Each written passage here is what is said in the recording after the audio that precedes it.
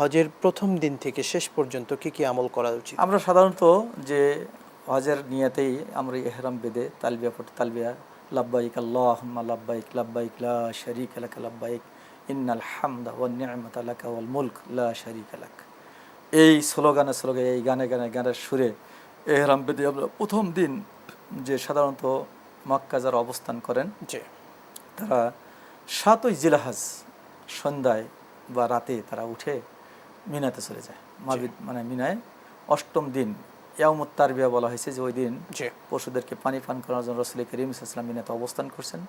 ওই দিন ওখানে অবস্থান করতে পারলেই ভালো, আর যদি কেউ না করতে পারে ওই দিন রাত্রি এসেই যে ফজরের নামাজ পড়ে মিনা থেকে সোজা আরাফাত, ওকুফ বি আরাফা, যেখানে হজের সবচেয়ে বড় ফরজ ইহরামের পরে হচ্ছে দ্বিতীয় ফরজ হচ্ছে আল ওকুফ বি আরাফাত, আরাফায় অবস্থান করা। রাসূল করিম সাল্লাল্লাহু আলাইহি ওয়াসাল্লাম আল ওকুফ আল হাজ্জু ইয়াউমা আরাফা ইল্লা বাতনি উরনা, একটা উরনা নামক একটি ওয়াদি আছে, উপত্যকা, সেই উপত্যকা অবস্থান করলে কিন্তু তার হজ হবে না, মানে হজ বলতে উকুফে আরাফাত হবে না, এই জন্য আরাফাত ময়দানে তাকে অবস্থান করতে হবে।